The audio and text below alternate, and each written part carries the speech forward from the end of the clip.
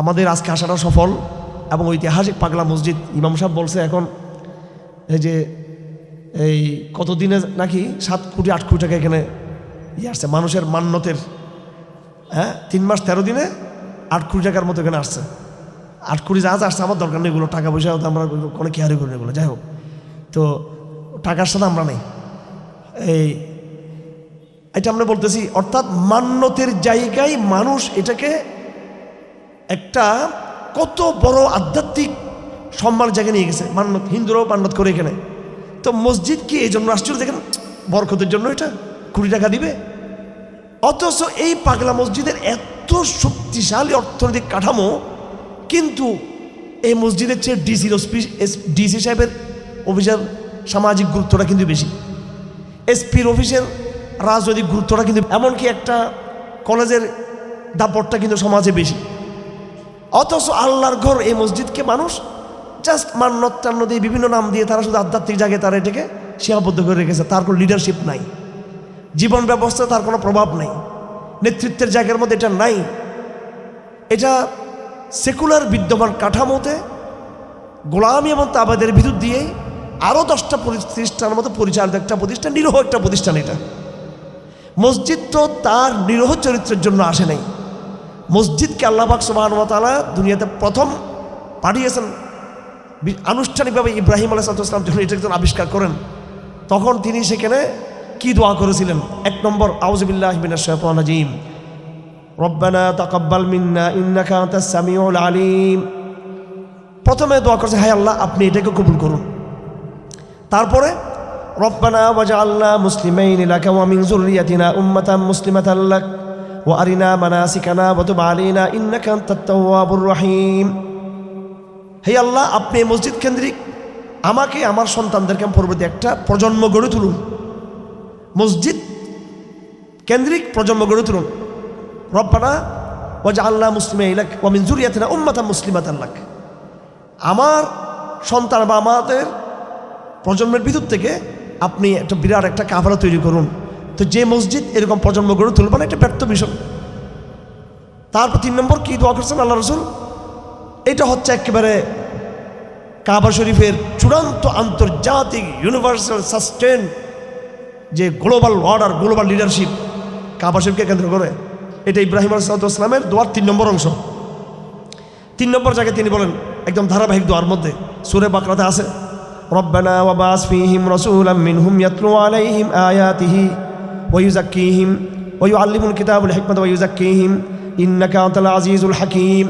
হে আল্লাহ, আপনি এই মক্কা নগরীতে, এই কাবা শরীফের এই জায়গায় একজন রসুলকে আপনি পাঠান, যেই দোয়া দেখেন 1000 বছর পর আল্লাহ কবুল করে পাঠিয়েছেন রসুলকে। তিনি কে? বিশ্বনেতা মুহাম্মদ মুস্তাফা সাল্লাল্লাহু আলাইহি ওয়াসাল্লাম। তিনি দুনিয়াতে আসলেন এবং দোয়াটা কার? ইব্রাহিমের। এই জন্য আল্লাহ নবী বলেন সাল্লাল্লাহু আলাইহি ওয়াসাল্লাম, আনা দাওয়াতু ইব্রাহিম ওয়া বাশারাতু ঈসা, আমি হলাম ঈসার সুসংবাদ।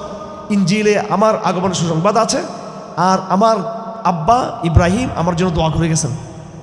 এই দোয়ার মাধ্যমে আমি এখানে এসেছি, আল্লাহ পাক আমাকে পাঠিয়েছেন। কি দোয়া করছেন? হে রব, ওয়াবাস ফীহিম রাসূলাম মিনহুম, আপনি একজন রসুলকে এখানে পাঠান, এই মক্কা নগরীতে, এই সভ্য নগরীতে পাঠান। উনি কি করবে? উনি কি করবে? ইয়াতলু আলাইহিম আয়াতিহি ওয়া ইউআল্লিমুল কিতাবা ওয়াল হিকমা ওয়া ইউযাক্কিহিম, শিক্ষা, সংস্কৃতি, আকীদা, ঈমান, তাওহীদ, শরীয়তের বিধান, এগুলোর মাধ্যমে একটা সভ্য জাতি তিনি বিনির্মাণ করবেন। আমার ভাইয়েরা দেখুন, আমাদের এই মসজিদগুলোর ইতিহাসের গোড়া দেখুন, এটার সাথে নেতৃত্বের সম্পর্ক রয়েছে, এটার সাথে জাতির পিতা ইব্রাহিমের সম্পর্ক রয়েছে এটার সাথে, এবং দুজাহানের সর্দার মোহাম্মদ মুস্তাফা সাল্লাল্লাহু আলাইহি ওয়াসাল্লাম, যার আধ্যাত্মিক এবং রাজনৈতিক উভয় দিক থেকে তিনি পৃথিবীর সবচেয়ে শ্রেষ্ঠ মানুষ ছিলেন, এবং তার মিশন ছিল তালিম, তাজকিয়া, তেলাওয়াত আয়াত, কোরআন ভিত্তিক একটা সমাজকে গড়ে তোলা, একটা সমাজের এই রিবিল্ডিং করা, নতুন করে পুনর্গঠন করা, একটা সভ্য সমাজ পৃথিবীতে একটা মানুষের একটা ঠিকানা তৈরি করা, শিক্ষিত মানুষের একটা ঠিকানা তৈরি করা। এটা কিন্তু এই মসজিদকে কেন্দ্র করে হয়েছিল। সুতরাং আপনাদের আমাদের আজকের সংগ্রাম হতে হবে মসজিদগুলোকে আবাদ করা। আমরা মসজিদকে ছেড়ে দিয়ে মাঠে ময়দানে তফসিল কোরআন মাহফিল করে, প্যান্ডেলে প্যান্ডেলে আমরা তবলিগ জামাতের বিশাল বিশাল আমরা ইস্তেমা করে, আমরা বিভিন্ন ইসলাহি জোট করে, সেমিনারে সিম্পোজিয়ামে অডিটোরিয়ামে আমরা সেমিনার করে, এগুলো তো আমরা করি। তবলিগের প্যান্ডেলও যাচ্ছি, সেমিনারও করতেছি, ওয়াজ মাহফিলও যাচ্ছি। এই যে এখন থেকে গিয়ে তো একটা ওয়াজ মাহফিলে যাব, কিন্তু আমার ভাইরা কোনো দিনও এগুলো যতই সংখ্যা বেশি হোক, যতই সেটা স্মার্ট আয়োজন হোক, কোনো দিন এটা মসজিদের কাজের মতো সেটা আল্লাহর কাছে না প্রিয় হবে এবং না দুনিয়াবী বাস্তবতায়, সমাজ পরিবর্তনের বাস্তবতায় না সেটা ওইরকম ইফেক্টিভ হবে। আপনার কাজ করে দেখুন, এই এলাকা বদলে যাবে যদি আপনি আল কোরআন দারাজ দিয়ে থাকুন। আমি চট্টগ্রামে আল কোরআন দারাজ শুরু করেছি কারাগারতে আসার পর 2016-17 সালে প্রথম, এবং 2023 সালে এসে তো সেটা ধারাবাহিকতা রেখেছি। এই আল কোরআন দারাজ পুরো বাংলাদেশে একটা জাগরণ তৈরি করেছে, একটা প্রজন্ম তৈরি করেছে। আমরা কারো কাছে কোনো চাঁদা করি না, কিন্তু কোটি টাকার মতো আমরা মানুষকে সাহায্য করেছি, মুসলিমদেরকে আমরা সাহায্য করেছি আমরা।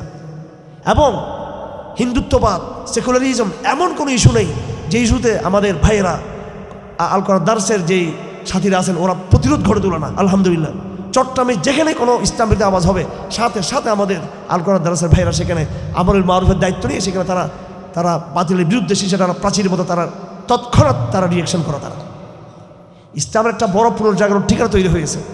এবং এই আল কোরআন দারসকে কেন্দ্র করে আমাদের যেই পরস্পর যে সঙ্গ বা আমাদের মধ্যে যে একটা ভ্রাতৃত্ব তৈরি হয়েছে, হোয়াটসঅ্যাপ গ্রুপ, টেলিগ্রামে বিভিন্নভাবে আমরা একজনকে একজন তাহাজ্জুদের জন্য আমরা ডেকে দিই, আমরা পোল করি যে আজকে কেমন করছেন কিনা, কয়জন করছি আমরা। এইভাবে একটা জাগরণ তৈরি হয়েছে মসজিদকে কেন্দ্র করে এবং কোরআন দারসকে কি কেন্দ্র করে। আমার ভাইয়েরা, আল্লাহ পাক সুবহানাহু ওয়া তাআলা কোরআন শরীফ সম্পর্কে কয়েকটা আয়াত, অনেকগুলো আয়াত নাযিল করছেন। আমি তার মধ্যে কয়েকটা আয়াত পড়ছি। একটি আয়াতের মধ্যে আল্লাহ পাক বলেন, এগুলো কোরআন সম্পর্কে। কোরআন কিন্তু ভয়ানক একটা ব্যাপার, ভয়ঙ্কর ব্যাপার। কোরআন ইয়াহদি বিহি মান ইয়াশা ওয়া ইউদিল্লু বিহি মান ইয়াশা। কোরআনের কারণে আপনি হয়তো ধ্বংস হবেন, কোরআনের কারণে হয়তো আপনি জান্নাতের ঠিকানা পাবেন। এজন্য এগুলো সেন্সিটিভ ব্যাপার। কোরআন আল্লাহর পক্ষ থেকে অবতীর্ণ একটা নুসখা, যদি আপনি এটার অবমূল্যায়ন করেন, এই কোরআন আপনাকে দংশন করবে, আপনাকে সে আপনাকে অভিশাপ দিবে। কোরআনে কিন্তু অভিশাপ আছে, মসজিদের অভিশাপ আছে। ফার্সি কবি বলেছেন, উর্দু কবি, মসজিদে মরসিয়া খা হ্যায় ও নামাজি নেই। যে মসজিদগুলো এখন মাতম করতেছে সে নামাজি নেই, মুজাহিদ নেই, রাষ্ট্র ব্যবস্থা, সমাজ ব্যবস্থা নেই। মসজিদের বিকল্পে আমাদের মাদ্রাসাগুলো অনেক আবাদ, মাহফিলগুলো আবাদ, ইসলামী জিনিসগুলো আবাদ, কিন্তু আপনি মসজিদের ফজরের সময় মুসল্লি আপনি খুঁজে পাবেন না।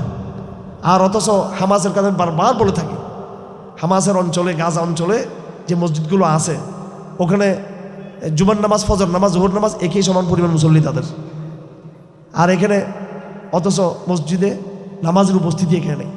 আবার হাদিস শরীফে আছে, একটা হাদিস শরীফে দুর্বল হাদিস, তবে বিভিন্ন সূত্র দ্বারা সেটা অন্যান্য হাদিস দ্বারা সেটা সমর্থিত হাদিস শরীফ আছে। রাসূলুল্লাহ বলেন সাল্লাল্লাহু আলাইহি ওয়াসাল্লাম, সায়াতি আলান নাসি জামানুন, একটা সময় আসবে মানুষের, লা ইয়াবকা মিনাল ইসলামি ইল্লা ইসমুহু, ইসলাম শুধু নামে বাকি থাকবে।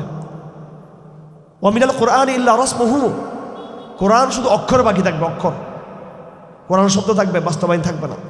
মাসাজিদুহুম আমিরাতুন ওয়া হিয়া খারাবুন আলিল হুদা, মসজিদগুলো অনেক হবে, জনপদে, এলাকায়, সব জায়গায় মসজিদ হবে। ওয়া হিয়া খারাবুন আলিল হুদা, কিন্তু মসজিদগুলোতে হেদায়েতের বাণী থাকবে না। আফসোস, কোরআনও আজকে নাই আমাদের, মসজিদ আমাদের নাই। আসুন আমরা হিম্মত করে দাঁড়িয়ে যাই, আবারও আমরা কোরআনকে হাতে নিই, আমরা আবারও মসজিদ মুখ হওয়ার চেষ্টা করি।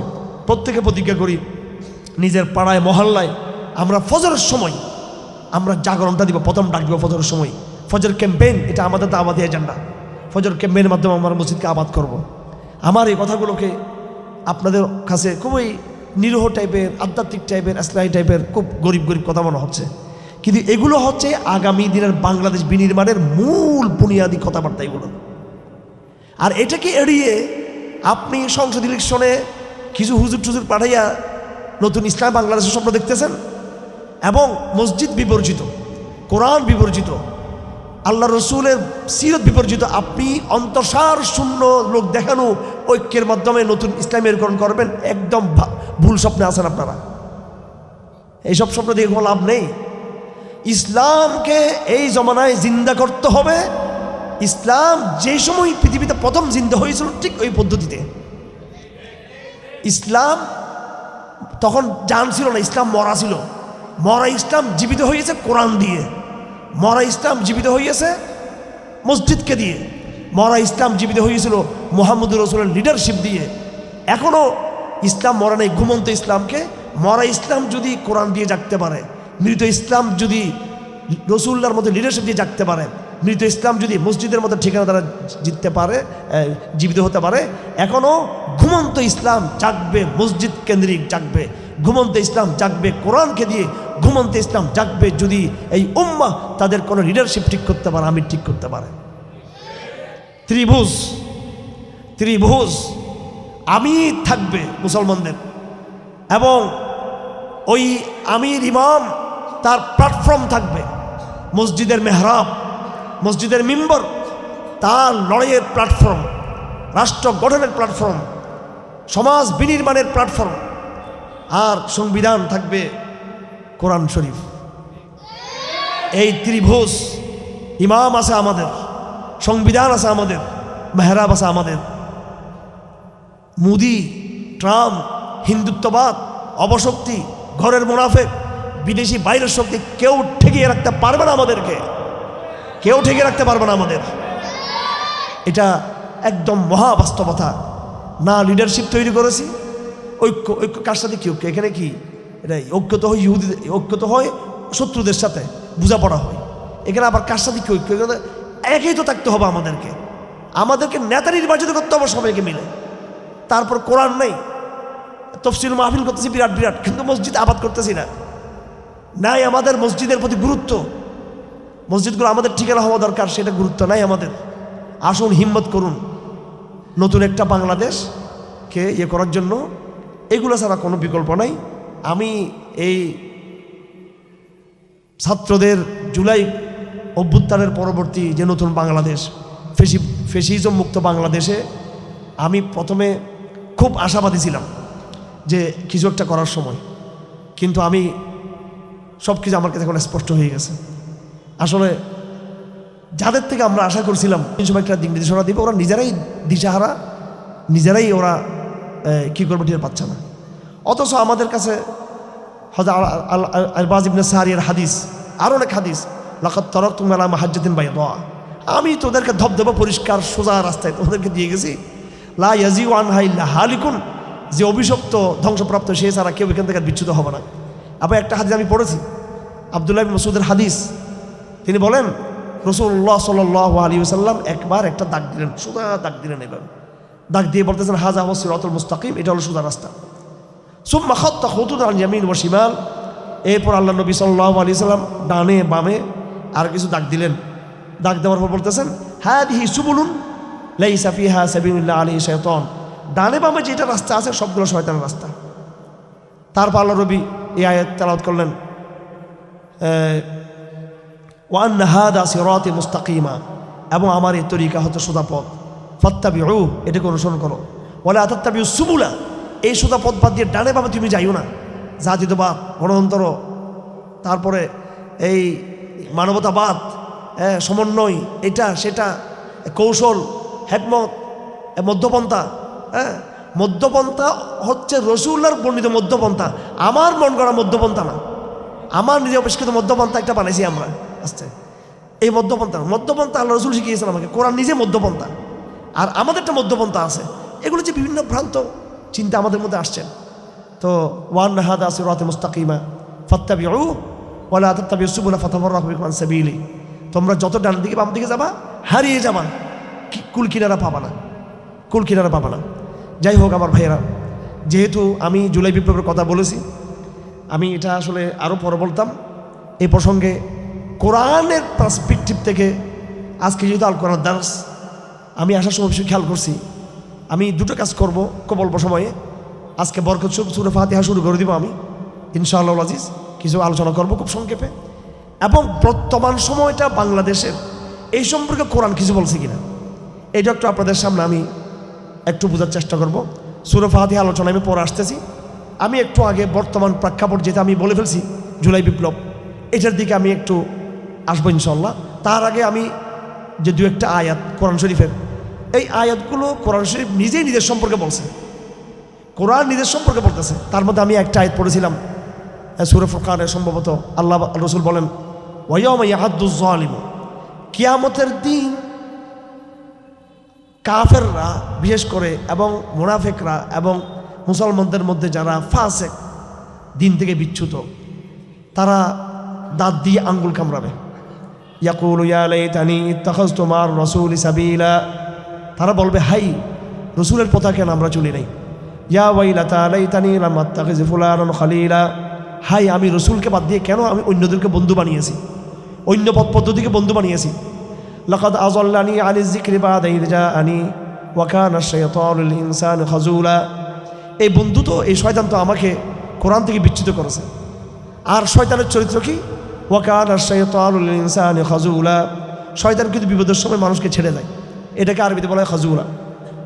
আর আল্লাহ রসুল কি বলবেন? কিয়ামতের দিন আল্লাহর কাছে নালিশ দিবেন, ওয়া ক্বালা আর-রাসূল ইয়া রাব্বি ইন্না কওমি ইত্তাখাযু হাযাল কুরআনা মাহজুরা, আল্লাহ রসুল আল্লাহকে নালিশ দিবেন, হে রব, আমি তো কোরআন নিয়ে এসেছিলাম, কিন্তু আমার এই কওম আমার এই কোরআনকে তার প্রত্যাখ্যান করেছে। ইন্না লিল্লাহ, এই চেয়ে আর কোনো বিপজ্জনক কিছু হতে পারে না। আল্লাহ পাক বলেন ইন্না আরাদনাল আমানাতা আলাস সামাওয়াতি ওয়াল আরদি ওয়াল জিবাল, আমি এই কোরআনের আমানত আসমানকে বলছি তুমি বহন করো, জমিনকে বলছি তুমি বহন করো, আমি পাহাড়কে বলছি তুমি বহন করো। তারা সবাই বলল ফাবাইনা আন ইয়াহমিলনাহা ওয়া আশফাকনা মিনহা ওয়া হামালাহাল ইনসান, আসমান জমিন পাহাড় বলল এত বড় আমানত, কোরআনের আমানত আমি নিতে পারবো না, আমরা দায়িত্ব আদায় করতে পারবো না। কিন্তু মানুষ সেই দায়িত্ব বহন করলো। ইন্নাহু কানা যালুমান জাহুলা, মানুষ এই দায়িত্ব নেওয়ার পরে সেই দায়িত্ব কিন্তু মানুষ আর আদায় করলো না। তো কি হলো? আল্লাহ পাক দুটো গালি দিয়েছেন মানুষকে, ইন্নাহু কানা যালুমান জাহুলা, মানুষ জালেম, মানুষ জাহেল। আল্লাহ আমাদেরকে গালি দিয়েছেন কোরআন বাদ দেওয়ার কারণে। এক নম্বর আমরা কি? জালেম। দুই নম্বর আমরা কি? জাহেল। আল্লাহ পাক সুবহানাহু ওয়া তাআলা সূরা জুমার মধ্যে তিনটা জেনারেশনের কথা বলেছেন। একটা হলো সাহাবায়ে কেরাম, আরেকটা হলো সাহাবায়ে কেরাম পরবর্তী আমরা যারা অনারব, যারা মুসলমান, আরব সাহাবায়ে কেরাম, এরপর অনারব যারা আমরা আছি তাদের সম্পর্কে আল্লাহ পাক বলেছেন। তারপর আল্লাহ পাক ইহুদিদের কথা বলেছেন। আল্লাহ পাক বলেন হুয়াল্লাযী বা'আসা ফিল উম্মিয়্যিনা রাসূলাম মিনহুম ইয়াতলু আলাইহিম আয়াতিহি ওয়া ইউযাক্কিহিম ওয়া ইউআল্লিমুল কিতাবা ওয়াল হিকমাহ ওয়া ইন কানু মিন ক্বাবলু লাফি দালালিম মুবিন, আমি মক্কার এই প্রজন্মের কাছে আমি রসুলকে পাঠিয়েছি কোরআন দিয়ে, তিনি কোরআনের আহকামকে তুলে ধরবেন, কোরআনের বয়ানকে তুলে ধরবেন, বিধিবিধান শিখাবেন, মানুষকে শিরিক থেকে মুক্ত করবেন। এবং এই প্রজন্ম, সাহাবাদের প্রজন্ম আইয়াবে জাহেলিয়াতে তারা পথভ্রষ্টতায় তারা লিপ্ত ছিল, কিন্তু তাদেরকে আমি এই কোরআনের তালিমে নিয়ে আসছি, কোরআনের আলোতে আমি নিয়ে আসছি রসুলের মাধ্যমে। এরপর আল্লাহ পাক বলেন আল্লাহর নবী তো উম্মিদের জন্য, মক্কা মদিনার লোকদের জন্য, আরবদের জন্য এই কোরআন নিয়ে আসছেন এবং তারা ইসলাম গ্রহণ করেছেন। এরপরে আরেকটা জেনারেশন আসবে। আল্লাহ নবীর পাশে একজন সাহাবী বসা ছিল, সালমান আল ফারসি। তার বাড়ি কিন্তু আরব দেশে না, তার বাড়ি ছিল ইরানে। তিনি ওখান থেকে অনেক চেষ্টা করে, অনেক লম্বা সফর করে তিনি মদিনায় শেষ নবীর খোঁজ পাওয়ার জন্য তিনি আসছেন। শেষ পর্যন্ত তিনি ইসলাম গ্রহণ করলেন। অনেক লম্বা কথা আছে। তিনি ছিলেন অনারব। আল্লাহ নবী তার পিঠে হাত রেখে বলতেছেন ওয়া আখারিনা মিনহুম লাম্মা ইয়ালহাকু বিহিম ওয়া হুয়াল আজিজুল হাকীম। এই যে আয়াতটা আল্লাহ নবী ওই অনারব ইরানি সাহাবী তার পিঠে হাত রেখে বলতেছেন, তা এর বংশধর থেকে যে অনারব প্রজন্ম আসবে কিয়ামত পর্যন্ত, এরা হলো কোরআনের ইমেজ থাক, এদেরও মর্যাদা সাহাবাদের মতো। সুবহানাল্লাহ। ওয়া আখারিনা মিনহুম লাম্মা ইয়ালহাকু বিহিম ওয়া হুয়াল আজিজুল হাকীম যালিকা ফাদলুল্লাহ ইউতিহি মান ইয়াশা ওয়াল্লাহু যুল ফাদলিল আযীম। আল্লাহ বলেন এটা হচ্ছে আল্লাহর অনুগ্রহ। ইসলামের প্রথম প্রজন্ম যারা আরব, ইসলামের দ্বিতীয় প্রজন্ম যারা অনারব, আল্লাহ পাক দুটোকেই কোরআনের অনুসারী হিসেবে এখানে উল্লেখ করেছেন। এরপরে আল্লাহ পাক আমাদের সামনে একটা উদাহরণ নিয়ে আসতেছেন, মাসালুল্লাযীনা হুম্মিলুত তাওরাহ সুম্মা লাম ইয়াহমিলুহা কামাথালিল হিমারি ইয়াহমিলু আসফারা। আল্লাহ পাক বলেন যে আমি তো কোরআনের আগে ইহুদিদেরকে আমি তাওরাত দিয়েছিলাম, হুম্মিলুত তাওরাত, তাওরাত তাদেরকে আমি তাদের পিঠে দিয়ে দিয়েছিলাম, তাদের উপর তাওরাত চাপিয়ে দিয়েছিলাম বহন করার জন্য। সুম্মা লাম ইয়াহমিলুহা, তারা কিন্তু তাওরাতের সে দায়িত্ব নেয় নাই, তাওরাত মতো তারা আমল করে নাই, তাওরাত মতো রাষ্ট্রকরণ করে নাই, তাওরাত মতো সভ্যতা বিনির্মাণ করে নাই, তাওরাত মতো বৈষম্যহীন ইনসাফ তারা কায়েম করে নাই, তাওরাত মতো তারা ইবাদত বন্দেগী করে নাই। তো কি হলো? আল্লাহ বলেন কামাসালিল হিমার, এরা হলো গর্দব। ইয়াহমিলু আসফারা, গাধা কি করে? অনেকগুলা বোঝা তার পিঠে থাকে, কিন্তু সে কিন্তু গাধা। এই বনি ইসরাইল হলো তাওরাতকে তাদের পিঠে রয়েছে, কিন্তু তারা আমল করে না, তাহলে গাধার মতো হলো এরা। তাওরাত তাদের উপরে আছে, কিন্তু তাওরাত মতো তারা চলে না, এরা গর্দবের মতো। তার মানে হলো, অর্থাৎ ইহুদিদেরকে গালি দিয়ে আল্লাহ পাক মুসলমানদেরকে সাবধান করে দিলেন, যদি তাওরাত মতো না চলার কারণে, তাওরাত মতো ব্যক্তি জীবন, পারিবারিক, সামাজিক, রাষ্ট্রীয়, আন্তর্জাতিক জীবনকে গড়ে না তোলার অপরাধে যদি ইহুদিরা যদি গাধা হতে পারে, গর্দব হতে পারে, তাহলে একই কারণে মুসলমানরা কোরআন ছেড়ে দিলে তারাও গাধার মতো হয়ে যাবে। বার্তা পরিষ্কার কিনা? বার্তা পরিষ্কার। এগুলো অনেক ডেঞ্জারাস বার্তা। এবং আরও কিছু আয়াত আল্লাহ পাক বলেন, কিতাবুন আনজালনাহু ইলাইকা মুবারাকাল লিয়াদাব্বারু আয়াতিহি ওয়া লিয়াযাক্কারা উলুল আলবাব। কোরআন শরীফকে আমি নাজিল করেছি মুবারক কিতাব, লিয়াদাব্বারু, যেন তারা গবেষণা করে, যেন এটা চিন্তা করে। হযরত আব্দুল্লাহ ইবনে মাসউদ রাদিয়াল্লাহু আনহু বলেন, উনজিল কুরআন লিয়াদাব্বারু, কোরআনকে আসমান থেকে নাজিল করা হয়েছে আগে গবেষণার জন্য, বুঝার জন্য। ফাজালু তিলাওয়াতি ইবাদাহ, শুধু মুসলমানরা তেলাওয়াত করাটাকে কাজ মনে করে, অথচ কোরআনের প্রথম কাজ হলো তাদাব্বুর, তার ভাবার্থ বুঝা, তার মর্মার্থ বুঝা, তার ইশারা ইঙ্গিত বুঝা। কোরআনের তৌহিদের বয়ান, কোরআনের মানব সভ্যতা, শিরিকের যে সভ্যতা, তার বিরুদ্ধে ইমানের সভ্যতা, ইমানের সমাজের বিনির্মাণ কেমন হবে, ইমানের লিডারশিপ, শিরিকের লিডারশিপকে দাফন করে ইমানের লিডারশিপের জায়গাকে তৈরি করা। কোরআন এই সমস্ত বয়ানগুলো নানানভাবে এখানে হেকমা ইত্যাদি এগুলো এখানে এসেছে। এগুলো গবেষণা না করে শুধু তেলাওয়াত করাটাকেই মানুষ ইবাদত মনে করে। আব্দুল্লাহ ইবনে আব্বাস বলেন, আর আল্লাহ নিজে বলেন, কোরআন নাযিল করেছি আমি গবেষণা করার জন্য। ওয়ালিয়াতাযাক্কারা উলুল আলবাব, এবং যারা জ্ঞানী, যারা বুদ্ধিমান, আলবাব বলা যারা মগজওয়ালা, তারা যেন এখান থেকে নসিহা গ্রহণ করে। আল্লাহ পাক বলেন মুসলমানদের সাথে, খ্রিস্টানদের সাথে, ইহুদের সাথে তুলনা করে আল্লাহ পাক বলেন, আলাম ইয়ানি লিল্লাযীনা আমানু আও তাখশা কুলুবুহুম লিযিকরিল্লাহ ওয়া মা নাযালা মিনাল হক ওয়া লা ইয়াকুনু কাল্লাযীনা উতুল কিতাব মিন ক্বাবলু ফাতালা আলাইহিমুল আমাদু ফাকাসাত কুলুবুহুম ওয়া কাসীরুম মিনহুম ফাসিকুন। কোরআনের আগে আমি আরেকটা কিতাব দিয়েছি, ইনজিল খ্রিস্টানদেরকে, আরও একটা কিতাব দিয়েছি তাওরাত ইহুদেরকে, আরও একটা কিতাব দিয়েছি ইহুদেরকে, কি? সেটা হলো জাবুর। আল্লাহ পাক বলেন, আলাম ইয়ানি লিল্লাযীনা আমানু, যারা ঈমানদার, যারা মুসলমান, নবী মুহাম্মদের উম্মত, সময় কি হয় নাই যে তাদের মনটা নরম হয়ে যাবে, মনটা বিগলিত হয়ে যাবে? আল্লাহর জিকির, কোরআনের জন্য তাদের অন্তরে বিনয় আসবে, তাদের অন্তরে। ওয়ালা ইয়াকুনু কাল্লাযীনা উতুল কিতাব, এবং তারা ওদের মতো না হোক, যারা তাদের আগের যে প্রজন্ম ছিল ইহুদি এবং খ্রিস্টান। কি হয়েছিল? ফাতালা আলাইহিমুল আমাদু ফাকাসাত কুলুবুহুম, তারা লম্বা সময় পেয়েছে, তারা অনেক এমনি আশা করে তারা, এবং ফাকাসাত কুলুবুহুম, তাদের অন্তর শক্ত হয়ে গেছে। তাদের অন্তর, ইহুদিদের অন্তর শক্ত, খ্রিস্টানদের অন্তর শক্ত, তাওরাত এবং ইনজিল তাদের অন্তরকে নরম করতে পারি নাই। আমরাও কি সেরকম হব? আল্লাহ পাক বলেন, তোমরাও কি সেরকম হবা? ওয়া কাসীরুম মিনহুম ফাসিকুন, তাদের অধিকাংশ ছিল তারা নষ্ট এবং কাফের।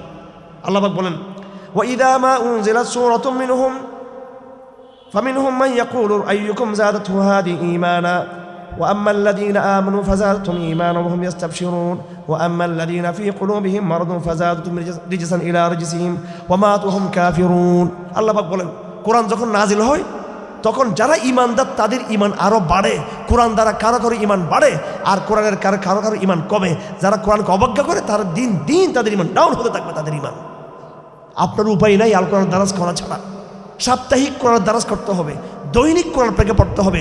আর না হয় আল্লাহ পাক দুটো প্রজন্মের কথা বলেছেন, একটা প্রজন্ম কোরআনের কারণে, কোরআন চর্চার কারণে তাদের ঈমান বৃদ্ধি পায়, আর একটা প্রজন্ম যারা মুনাফিক, কোরআন চর্চা না করার কারণে তাদের মধ্যে নাপাকি, আল্লাহ বলেন ফাযাদাতহুম রিজসান ইলা রিজসিহিম, ময়লার উপর ময়লা জমতে থাকে, ময়লার উপর ময়লা জমতে থাকে তাদের অন্তরে। ফি কুলুবিহিম মারাজ, তাদের অন্তরে রয়েছে রোগ। আল্লাহ পাক সুবহানাহু ওয়া তাআলা এরকম বেশ কিছু আয়াত কোরআন শরীফের মধ্যে নিয়ে আসছেন কোরআন সম্পর্কে, কোরআন এই সমস্ত আয়াতগুলো নিয়ে আসছে। আল্লাহ পাক শেষ আয়াত যেটা আমি তেলাওয়াত করছিলাম খুতবার পরে, এবং এখানেও লেখা আছে যে আল্লাহ পাক বলেন আল্লাহু নাযালা আহসানাল হাদিস কিতাবাম মুতাশাবিহা। আল্লাহ পাক কোরআনকে নাম দিয়েছেন আহসানুল হাদিস। আহসানুল হাদিস, পৃথিবীতে যত লিটারেচার, যত সাহিত্য, সবগুলোর মধ্যে উত্তম এবং সুন্দর হলো কিতাবুল্লাহ, কোরআন শরীফ। এটা গদ্যও না পদ্যও না, মাঝামাঝি এক রকমের একটা কথা, ঠিক না বেঠিক? এটা উপন্যাসও না, এটা আবার গল্প কাহিনী না, আবার দর্শনী কিতাবও না, আবার বিজ্ঞাও না, আবার একান্ত শুধু খালি একবারে একদম সুফিবাদী বা একবারে বৈরাগ্যবাদী বয়ানও কিন্তু না। এটা একটা ডাইনামিক, একটা দান্দিক ডাইনামিক একটা মানে চমৎকার একটা বিষয়, সব কিছু এখানে আছে কিন্তু কোরআন কারীমের ভিতরে। তা আল্লাহ পাক বলেন মাসানিয়া তাকশাইরু মিনহু জুলুদুল্লাযিনা ইয়াখশাউনা রাব্বাহুম, যে যারা কোরআন দ্বারা মানুষের লোম পশম কম্পন উঠে, কেঁপে ওঠে, সুম্মা তালিনু জুলুদুহুম ওয়া কুলুবুহুম ইলা যিকরিল্লাহ, এবং তাদের চামড়া কলব আল্লাহর দিকে তো নরম হয়ে পড়ে কোরআনের মাধ্যমে। কখনো কি কোরআনের কারণে আমাদের পশম দাঁড়িয়েছে কারো এরকম? কখনো কি হয়েছে এরকম? কোরআন পড়তে গিয়ে কখনো কি চোখের পানি এসেছে? আল্লাহর নবী হযরত আব্দুল্লাহ ইবনে মাসউদকে বলেন কোরআন পড়ো। আব্দুল্লাহ ইবনে মাসউদ বললেন আমি কি কোরআন পড়বো ইয়া রাসূলুল্লাহ, ওয়ালাকাদ উনজিলা আলাইকাল কোরআন, অথচ কোরআন আপনার অবতীর্ণ হয়েছে। আল্লাহ নবী বলেন আমি কারোর কাছ থেকে শুনতে আমি পছন্দ করি। এরপর আব্দুল্লাহ ইবনে মাসউদ পড়া শুরু করলেন, সূরা নিসা পড়া শুরু করলেন। ইয়া আইয়ুহান নাসু ইত্তাকু রাব্বাকুমুল্লাযী খালাকাকুম মিন নাফসিন ওয়াহিদা ওয়া খালাকা মিনহা যাওজাহা পড়া শুরু করলেন। পড়তে পড়তে যখন আব্দুল্লাহ ইবনে মাসউদ রাদিয়াল্লাহু তাআলা আনহু এই সূরা নিসার 40 নম্বর আয়াতে যখন আসলেন, সে আয়াতের মধ্যে আল্লাহ পাক সুবহানাহু ওয়া তাআলা বলেন ফাকাইফা ইযা জিনা মিন কুল্লি উম্মাতিন বিশাহিদিন ওয়া জিনা বিকা আলা হাউলাই শাহিদা। হে নবী মুহাম্মদ স্মরণ করুন কেমন হবে ওই দৃশ্য যেদিন প্রত্যেক জাতির কাছ থেকে আমি একজন যোগ্য সাক্ষী রাখবো, নবীদেরকে রাখবো, এবং তোমাকে এই প্রত্যেক জাতির থেকে আমি সাক্ষী দেখে নিব। কিয়ামতের দিন নবীদের ব্যাপারে সাক্ষী দিবে মুসলমানরা যে নবীরা দায়িত্ব আদায় করছে কিনা, কারণ প্রত্যেক নবীর বিরুদ্ধে তাদের সম্প্রদায় বিচার দিবে আল্লাহর কাছে যে নবীরা দাওয়াত দেয় নাই। আল্লাহ নবীদেরকে ডাকবে তোমরা দাওয়াত দিছিলা, নবীরা বলবে আমি দাওয়াত দিছি আমরা, কিন্তু উম্মত বলবে না দাওয়াত দেয়, তখন আমরা সাক্ষী দিব। হ্যাঁ, এরপর আল্লাহ পাক বলেন ওয়াজিনা বিকা আলা হাউলাই শাহিদা, যেদিন তোমাকে আমি চূড়ান্ত সাক্ষী হিসেবে, যেদিন একদম প্রধান সাক্ষী হিসেবে আমি কিয়ামতের দিন তোমাকে ডাকবো। কত বড় মর্যাদা! তো এই আয়াতটা শোনার সাথে সাথে আব্দুল্লাহ ইবনে মাসউদ পড়তেছিলেন, আল্লাহ নবী শুনতেছিলেন, ঝরঝর করে তিনি কান্না করে দেন। আল্লাহ রাসূল কোরআন পড়ে নবীজি কান্না করতেন, আর সেই কোরআন পড়ে আমাদের মধ্যে কোনো ফিলিংস আমাদের মধ্যে নাই। আমার ভাইরা, একদম সময় শেষ পর্যায়ে চলে আসছি। আমাদের কি বিশ্বাস আছে যে কোরআন পৃথিবীতে যত পরিবর্তন হচ্ছে সবটার বয়ান কোরআন শরীফে আছে? এইটাকে আমরা বুঝি এবং বিশ্বাস করি এটা আমরা? হ্যাঁ, আপনি কি মনে করছেন বর্তমানে ইউরোপের উত্থান সম্পর্কে কোরআন কিছু বলে নাই? গণতন্ত্র, জাতীয়তাবাদ, ইউরোপের উত্থান, আমেরিকার উত্থান, ইসরায়েলের উত্থান, এগুলো সম্পর্কে কোরআন কিছু বলে নাই? সব বলা আছে। আমি নিজেও প্রথমে শয়তান ওয়াসওয়াস দিত, কি রে কোরআন খালি নূহ আলাইহিস ইসলাম, ইব্রাহিম ইসলাম, নূহ ফেরাউন এগুলো বলে, আমেরিকা কই, ইউরোপ কই, এরা কই, এগুলো বড় বড়, এগুলো কোরআন বলে নাই কেন? তো আসলে কি কোরআন মনে হয় মানে এগুলো ছোটোবেলায় কত বিভিন্ন রকমের সন্দেহ আসতো, তখন তো এলম টলম কম। আর দুঃখের বিষয় আসলে আমাদের শিক্ষা ব্যবস্থার মধ্যে অনেক কি বলবো, কলেজ বিশ্ববিদ্যালয় তো কোরআন তো নাই, এটা তো কোরআনটা তালাক দিছে, এটা তো কোরআন তালাক। মাদ্রাসার মধ্যে সংসার আছে কোরআনের সাথে, কিন্তু এখানে দাম নাই সংসার কোরআনের। এটা মনে কষ্ট পাইয়েন না, ওলা হয়ে গেলাম। সিম্পল জিনিস আমাদেরকে অনেক কষ্ট করে পরে বুঝতে হবে। কেন এগুলো আমাদেরকে প্রাইমারি লেভেল এগুলো বলে দেওয়া হয় না স্পষ্ট কথাগুলো? ইসলাম ইজ ইউনিভার্সাল ওয়ার্ড, এই কথা আমাকে আগে বলা হয় না কেন? আমরা নিজেই তো 20 বছর মানুষ, ইসলাম মানে শুধু খালি এই 1000 বছর। ইসলাম যে একটা তারও আগে যে ইতিহাস, এই কথাগুলো আনা হয় না কেন এইভাবে? তো এগুলো একটা পুঁথিগত একটা একাডেমিক ইয়েতে চলে গেছি আমরা, শুধু শরীয়তের মসলা মসাইল তাও পরিপূর্ণ না। একটা আংশিকভাবে কোরআনকে আমরা পড়ি, সামগ্রিক কোরআনকে আমরা নিজেরাও আমরা ওইভাবে আমরা তুলে ধরার চেষ্টা করি না বা নিজেরাও অনুধাবন করি না। কিন্তু কোরআন সম্পর্কে দেখুন, সময় তো কম, আমি দ্রুত কথা শেষ করার চেষ্টা করব। হযরত আলী বলেন ক্বালা রাসূলুল্লাহ সাল্লাল্লাহু আলাইহি ওয়াসাল্লাম সাতাকুমুল ফিতনা কুলতু মাল মাখরাজু আনহা ইয়া রাসূলুল্লাহ। হযরত আলী বলেন একদিন হঠাৎ রাসূলুল্লাহ বললেন যে বিরাট ফিতনা হবে আগামীতে। ফিতনা মানে সামাজিক, ব্যক্তিগত, রাজনৈতিক, অরাজনৈতিক, ঘরে ভিতরে ঘর বাইরে সংকটে পড়বা তোমরা। আলী বললেন রাদিয়াল্লাহু আনহু, তাহলে রাসূল আমরা কি করবো সাল্লাল্লাহু আলাইহি ওয়াসাল্লাম? আল্লাহ নবী বললেন বাইর হওয়ার রাস্তা একটাই, কিতাবুল্লাহ, কোরআন শরীফ। কেন? তিনটা কারণ বললেন। ফিহি নাবাউ মা ক্বাবলাকুম খবরু মা বা'দাকুম ওয়া হুকমু মা বাইনাকুম। কোরআন হলো তোমাদের অতীতের হাজার বছরের ইতিহাসের বয়ান। এবং ইংরেজি ভাষায় একটা কথা আমি সবসময় বলি, longer you look back farther you can look ahead. তুমি যত বেশি তুমি পিছনে দেখবা তত বেশি তুমি সামনের দিকে দেখতে পাবা। কোরআন হলো অতীত ইতিহাসের সে বয়ান, যে বয়ান দিয়ে আপনি দীর্ঘ সামনে ইতিহাসকে আপনি দেখতে পাবেন। এই কথা না বুঝতেছি না তো আল্লাহ রাসূল সেটা বলেছেন, অতীতের বয়ান, ভবিষ্যতের সংবাদ এবং বর্তমানের সাংবিধানিক ব্যবস্থা কোরআন শরীফ। এখন আসুন, বর্তমান শেখ হাসিনার যে পতন হলো, হ্যাঁ, এই ঘটনা বাংলাদেশে এবং সারা বিশ্বে যাগুলো ঘটতেছে, কোরআনের পার্সপেক্টিভ থেকে এটাকে আমরা কীভাবে মূল্যায়ন করব? আমার ভাইয়েরা, একটা রাজনৈতিক অপশক্তির পতন ঘটলো, একটা ফ্যাসিজমের পতন হলো। আল্লাহ পাক সুবহানাহু ওয়া তাআলা হাসিনার নাম কোরআন শরীফে আনে নাই, আওয়ামী লীগের নাম এখানে কোরআন শরীফে আনে নাই, আরও যাদের মুনাফিকগুলো আছে এর ভিতরে বাইরে এগুলোর নাম আনে নাই, মোদির নাম আনে নাই, ট্রাম্পের নামে আনে নাই। কিন্তু প্রত্যেকটা চরিত্র আল্লাহ পাক সুবহানাহু ওয়া তাআলা বিস্তারিত কোরআন উল্লেখ করছেন এখানে আল্লাহ পাক। এবং তাদের পরিণাম কি হবে সেটাও বলে দিয়েছেন সূরা, এই যে যারা বলে কোরআন শরীফে সমকাল ব্যবস্থার উল্লেখ নেই, আল্লাহ পাক সুবহানাহু ওয়া তাআলা ফেরাউনের কথা কেন নিয়ে আসছেন? Political establishment. পলিটিক্যাল এস্টাবলিশমেন্ট হলো এটা তৌহিদের পথে প্রথম প্রতিবন্ধক, স্বৈরতন্ত্র পলিটিক্যাল এস্টাবলিশমেন্ট। এটা এই জন্য ফেরাউনকে সিম্বল হিসেবে নিয়ে আসছে, ইতিহাসের সিম্বল, যে দেখো এই যুগে যুগে এই এস্টাবলিশমেন্টটা তোমাদেরকে কি করবে? ফেরাউনিজম তোমাদের ক্ষতি করবে। আল্লাহ পাক বলেন সূরা আরাফের 137 নম্বর আয়াত, وَأَوْرَثْنَا الْقَوْمَ الَّذِينَ كَانُوا يَسْتَضْعَفُونَ مَشَارِقَ الْأَرْضِ وَمَغَارِبَهَا الَّتِي بَارَكْنَا فِيهَا وَتَمَّتْ كَلِمَةُ رَبِّكَ الْحُسْنَى عَلَى بَنِي إِسْرَائِيلَ بِمَا صَبَرُوا وَدَمَّرْنَا مَا كَانَ يَصْنَعُ فِرْعَوْنُ وَقَوْمُهُ وَمَا كَانُوا يَعْرِشُونَ। আল্লাহ পাক বলেন এটা আমার বিধান, শক্তিধরদেরকে বহুদিন আমি ছেড়ে দিব, এরপর আমি তাদেরকে ধরব এবং দুর্বল জনগণকে আমি ওই শক্তিধর স্বৈরচারদের বিরুদ্ধে আমি বিজয় করবো, আমি তাদেরকে। আচ্ছা আসেন এরপরে সূরা কসস, আল্লাহ পাক বলেন তাসিন মিম তিলকা আয়াতুল কিতাবিল মুবিন নাতলু আলাইকা মিন নাবাই মুসা ওয়া ফিরআউন বিল হাক্কি লিকাওমি ইউমিনুন। তোমাদের সামনে আমি মুসা আর ফিরআউনের দুটো উদাহরণ নিয়ে আসতেছি। আল্লাহ পাক বলেন ইন্না ফিরআউন আলা ফিল আরদ وجعل أهلها شيعا يستضعف طائفة منهم يذبح أبناءهم ويستحيي نساءهم। ফিরআউন কি করতো? মানুষকে বিভক্ত করে করে তাদের উপর শাসন চালাইতো, মেয়েদেরকে বাঁচিয়ে রাখতো, ছেলেদেরকে হত্যা করতো। আল্লাহ পাক বলেন ইন্নাহু কানা মিনাল মুফসিদিন, এটি ছিল সন্ত্রাসী, ফিরআউন ছিল।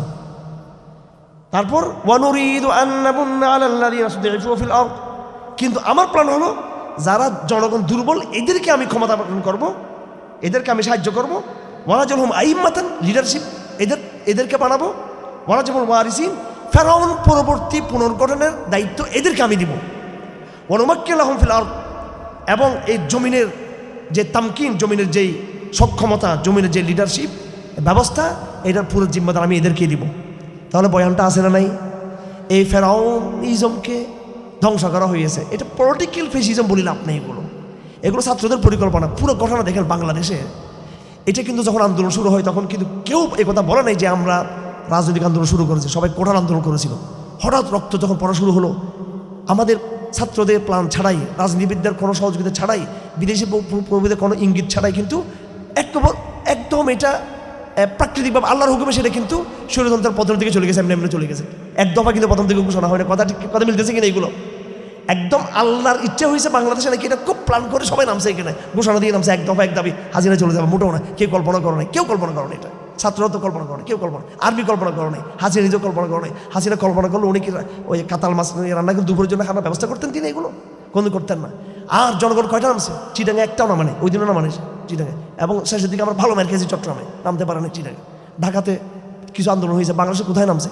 ওই দিনও পুলিশের দাপট ছিল, পুলিশের ওই দিনও একদম সকালে পরিপূর্ণ। আমাকে ওই দিনও গোয়েন্দা সংস্থা রাত 2টা বাজে ঘুম থেকে উঠে আমার মানে বিরক্ত করছে আমাকে, যে হেফাজতের ব্যাপারে আপনি কেন ইয়ে দিলেন, বিরক্ত করছে গোয়েন্দা সংস্থা। ওরা তো কল্পনা করো নাই, অথচ 8 ঘন্টা পরে তার গোয়েন্দাগিরি শেষ, কল্পনা করেছে। তো এত বড় একটা আল্লাহর অবদান, এরপরেই এই জাতি কি শুরু করলো? টেকনাফ থেকে তেঁতুলিয়া ওয়ার্ল্ড রাইটিং ভরে গেছে, একটা জায়গায় আল্লাহর নাম নাই।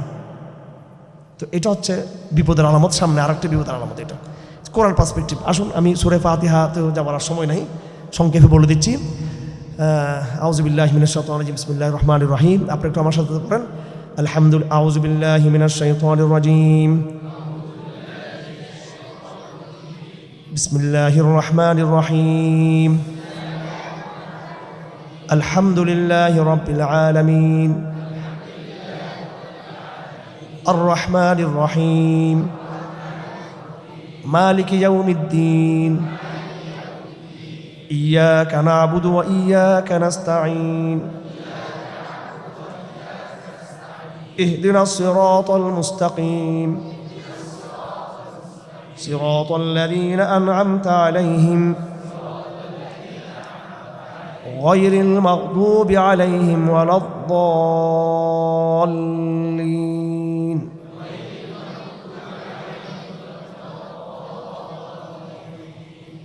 আল্লাহ রসুল সাল্লাল্লাহু আলাইহি ওয়াসাল্লাম আবু সাঈদ আল মুআল্লা, একজন বড় সাহাবী, তাকে বলেন, আসো লাউ আল্লিমান্নাকা আযম সূরাতিন ফিল কুরআন, আমি তোমাকে আজকে কোরআনের সবচেয়ে বড় সূরা তোমাকে শিক্ষা দিব, সবচেয়ে গুরুত্বপূর্ণ সূরা।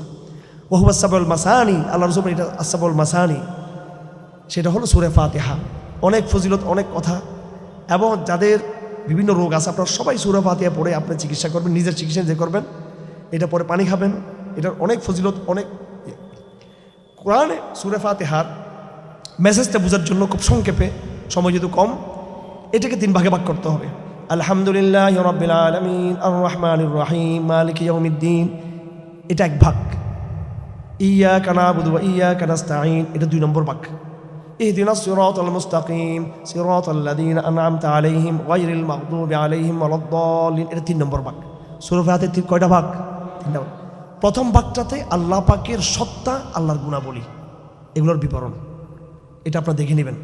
আল্লাহ পাকের তাওহীদের রুবুবিয়ত, তাওহীদের জাত ও সিফাত, আল্লাহ পাক সুবহানাহু ওয়া তাআলা নিজের তাওহীদের সমস্ত বর্ণনা বিবরণ এখানে নিয়ে আসছেন আল্লাহ পাক সুবহানাহু ওয়া তাআলা। তাওহীদের রুবুবিয়ত, উলুহিয়ত, সিফাত, আল্লাহ রব হিসাবে, এলাহ হিসাবে, গুণাবলী অধিকারী হিসাবে। আলহামদুলিল্লাহ রব্বুল আলামিন, এখানে সারা জগতের কথা বলা হয়েছে। আর রহমানুর রহিম, সুন্দর সুন্দর, মানে আল্লাহ নামের পরে সবচেয়ে বড় নাম হচ্ছে আর রহমান, এই নামটা আর রহমান। হ্যাঁ, তো এরপর আর রহিম, মালিক ইয়াউমিদ্দিন। রহমানুর রহিম বললে তো মনে হয় যে আল্লাহ তোর গুনাহ করি আল্লাহ কাছে যাওয়া যাবে, আল্লাহ মালিক ইয়াউমিদ্দিন, কিন্তু আমি রহম দয়া, আবার আমি বিচারও করবো তোমাদের, মালিক ইয়াউমিদ্দিন। যাক, এইটার ভিতরে আমরা আল্লাহ সিফাতকে আমরা পাবো। যেই আল্লাহ, যেই রব, তার রুবুবিয়ত, তার উলুহিয়ত, তার সিফাতের জায়গায় এত বড় মহান সত্তা, অদ্বিতীয়, তা আমার করণীয় কি? আল্লাহর সাথে আমার করণীয় কি?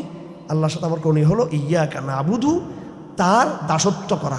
ইবাদত মানে কিন্তু ইবাদত মানে আমরা বলি ইবাদত মানে হচ্ছে দাসত্ব করা আল্লাহর। কি ইয়াকা না'বুদু, এটা আরো গভীর। ইবাদত আমরা বলি আনুষ্ঠানিকতা না, তার পূর্ণাঙ্গ দাসত্ব করা তার, এবং সাহায্য একমাত্র আল্লাহই করতে পারেন। আমরা, কারণ এই দাসত্ব এবং সাহায্যের জায়গাটা আমরা মানুষ থেকে নিই, পরিবেশ থেকে নিই, কিন্তু দাসত্ব এবং সাহায্যের জায়গাটা কিন্তু এক। এবার আল্লাহ ভার্সেস ম্যানকাইন্ড, এই সম্পর্কটা খুব জরুরি। আল্লাহর সাথে আমাদের সম্পর্ক, মানুষ দুনিয়াতে এসেছে, মানুষের সাথে মানুষের সম্পর্ক, মানুষের সাথে জগতের সম্পর্ক, মানুষের সাথে আল্লাহর সম্পর্কের 3টা দিক। মানুষ ভার্সেস মানুষ ভার্সেস জগৎ, মানুষ বনাম আল্লাহ। এখানে সবচেয়ে গুরুত্বপূর্ণ হলো মানুষ বনাম আল্লাহ সম্পর্কটা আগে ঠিক করা। এটা কোরআন আমাদেরকে ঠিক করেছে, ইয়াকা না'বুদু ওয়া ইয়াকা নাস্তাঈন। এর পরের মেসেজটা খুব গুরুত্বপূর্ণ মেসেজ, একটু 2-3 মিনিট সময় দিবেন, এটা একটু ভালো করে বুঝে নিতে হবে। এটাই মূল মেসেজ, এবং আজকের তাফসীরের মূল বার্তা হলো ওটা, সেটা ইহদিনাস সিরাতাল মুস্তাকিম। শেষে আল্লাহ পাক একটা দোয়া শিক্ষা দিয়েছেন, এটা হচ্ছে 3 নম্বর পার্ট। এই 3 নম্বর পার্টটা আবার 3 ভাগ। ইহদিনাস সিরাতাল মুস্তাকিম দোয়া, রব আমাদেরকে সিরাতাল মুস্তাকিমের পথ দেখান, 1 নম্বর। 2 নম্বরে সিরাতাল লাযীনা আন'আমতা আলাইহিম, আমাদের আগে 2টা জেনারেশন গিয়েছে, একটা জেনারেশন মুসলমানদের, আরেকটা জেনারেশন পথভ্রষ্ট মুসলমানদের। ঠিক আছে, একটা জেনারেশন কাদের? মুসলমানদের। তারা কারা? সূরা মারইয়াম আছে, আর বিভিন্ন সূরা আছে, মিনান নাবিয়্যিন ওয়াস সিদ্দীকিন ওয়াস শুহাদা ওয়াস সালিহিন, এবং আছে মিন যুরিয়াতি আদম ওয়া মিন যুরিয়াতি নূহ ওয়া মিন যুরিয়াতি ইব্রাহিম ওয়া আলি ইমরান। যারা আদমের বংশধরদের মধ্যে যারা ঈমানদার, নূহের বংশধরের মধ্যে যারা ঈমানদার, ইব্রাহিমের বংশধর যারা ঈমানদার, আলে ইমরানের বংশধর যারা ঈমানদার, ওই ঈমানদারদের পথে আমাদেরকে চালা, অর্থাৎ অতীত জেনারেশনে যারা মুসলমান ছিল তাদের পথে আমাদেরকে রাখবেন। এটা সিরাতুল মুস্তাকিম। গায়রিল মাগদুবি আলাইহিম ওয়ালাদ-দাল্লিন, এই মুসলমানদের মধ্যেই কিন্তু একটা দল পরবর্তী ইসলাম ধর্ম ত্যাগ করেছে, এরা হচ্ছে বনী ইসরাইল। 2 নম্বর হল ঈসা ইসলামের উম্মতরা।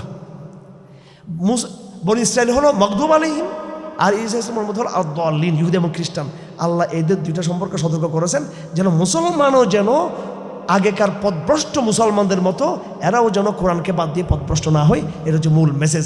এই কোরআন কারীমের সূরা ফাতিহার দোয়ার উসিলে এখনও পর্যন্ত মুসলমান তার নামাজ 1500 বছর আগের নামাজ, তার যাকাত 1500 বছর আগের যাকাত, তার ইসলামের যে মূল যে কোরআন শরীফ 1500 বছর আগের কোরআন শরীফ, ইসলাম কিন্তু ওই অবস্থায় আছে। যদি মুসলমানদের মধ্যে একটু বিচ্যুতি আসছে, কিন্তু ইসলামের মূল কাঠামোকে কিন্তু কেউ পরিবর্তন করতে পারে নাই এই দোয়ার কারণে। এবং আমরা যে মাইটটা খাচ্ছি, ইতিহাসের যে মাইটটা আমরা খাচ্ছি, ডক্টর আসর আহমদ বলেছেন আল্লাহ কি করছেন, আগে দুটো ঘটনা করতো। যদি ইসলামের কথা না শুনলে আল্লাহ ওই জাতিকে ধ্বংস করে একবারে মারির সাথে মিশিয়ে ফেলতেন। এক, পরবর্তীতে আল্লাহ পাক আরেকটা কাজ করলেন, সেটা কি, ইহুদি খ্রিস্টানরা তখন পথভ্রষ্ট হলো, এদেরকে আল্লাহ পাক ধ্বংস করে, এদেরকে আল্লাহ পাক পথভ্রষ্ট করে মুসলমানদেরকে পাঠালেন। আচ্ছা, এখন আমরা তো পথভ্রষ্ট হচ্ছি কিছু কিছু, এখন আমাদের ব্যাপারে শাস্তি কি? আল্লাহ কি আমাদেরকে এখন ইসলাম থেকে বিচ্যুত হওয়ার কারণে আমাদেরকে ধ্বংস করে কওমে নূহের মতো, কওমে আদ সমুদের মতো আমাদেরকে মাটির সাথে মিশিয়ে দিবেন? কিংবা ইহুদি খ্রিস্টানদের মতো আমাদেরকে অ্যাবসলিউটলি নিরঙ্কুশভাবে স্থায়ীভাবে আমাদেরকে পথভ্রষ্ট করে দিবেন? না, না আমাদেরকে প্রাকৃতিক আযাব দিয়ে একবারে চিরতরে ধ্বংস করবেন, না ইহুদি খ্রিস্টানদের মতো একবার স্থায়ী আমাদেরকে পথভ্রষ্ট এবং অভিশপ্ত করবেন। তো কি করবেন? সাময়িক আমাদেরকে কিছু সাইজ করবে আমাদেরকে। তার মানে কি? তার মানে আমরা আবার কি হব? বিশুদ্ধ হয়ে আবার উঠবো আমরা। এটা হচ্ছে কোরআনের বার্তা। আগামী দিনের সমাজ কোরআনের সমাজ, আগামী দিনের বাংলাদেশ কোরআনের, আগামী দিন হিন্দুস্তান কোরআনের, আগামী দিন দুনিয়া কোরআনের। এ কথা যে বিশ্বাস করবে সে ঈমানদার, এই কথা যে মানবে না সে হয়তো পাগল অথবা সে মুনাফিক। সে কথা পরিষ্কার। আসুন আসুন আমরা লড়াই শুরু করি। কি লড়াই? নিজের সাথে, নিজের নফসের সাথে। নিজের নফসকে পরাজিত করে কোরআনকে বুকে টানি, মোবাইলটাকে দূরে রাখি। আমরা কম্বলটাকে ছেড়ে দিয়ে, পারিপার্শ্বিককে ছেড়ে দিয়ে আমরা মসজিদ মুখে হওয়ার চেষ্টা করি। মসজিদে, হে তরুণ প্রজন্ম ভাইরা যারা যেখানে আছেন, মসজিদকে আপনার যাবতীয় কর্মকাণ্ডের এটাকে আপনার সদর দপ্তর, দুর্গ হিসেবে গড়ে তুলুন। আপনার স্কুলে, কলেজে, বিশ্ববিদ্যালয়ে কোরআনের আওয়াজকে তুলুন। আল্লাহ তো ফেরাউনকে দূর করেছে, এবার এই জাতিকে কোরআনের দাওয়াত দিন। এটাই সুযোগ। রাজনীতি পরে রাখেন, রাজনীতির বাপ হচ্ছে দাওয়াত। দাওয়াত শক্তিশালী হলে রাজনীতি সহজ হবে, দাওয়াত বিরোধী রাজনীতি অনেক কঠিন হয়ে যাবে। এরপরে এই কোরআনের যখন সমাজ তৈরি হবে, আমরা প্রেসার গ্রুপের ভূমিকা থেকে পুরা সমাজ বিপ্লবের মাধ্যমে রাজনৈতিক প্রেসার তৈরি করে একসাথে একটা বিপ্লব ঘটে যাবে কোরআন। তখন কিন্তু এখানে আওয়ামী লীগ অংশগ্রহণ করবে কিনা, সবাই তো তখন মুসলমান হয়ে গেছে, আর অন্যরা ডালি হয়ে গেছে, তখন মিশে গেছে। বিপ্লবের তোড়ে কেউ ঠিক পায় না, সেরকম বিপ্লবের তোড়ে এই কাফেলায় সব অন্তর্ভুক্ত হবে, অন্যরা ধ্বংস হবে। এটাই চূড়ান্ত বিপ্লব। এবং ইসলাম কোনো জাতীয়তাবাদী সীমাবদ্ধ নয়। কোরআনের এই আওয়াজ পুরো ভারতবর্ষ জুড়ে এই জাগরণ আমাদেরকে শুরু করতে হবে ইনশাআল্লাহ। এটা চারটি হওয়ার কথা না। আল্লাহ পাক এই কোরআনের কাফেলাকে বাবরি মসজিদে একত্রিত হওয়ার তৌফিক দান করুন।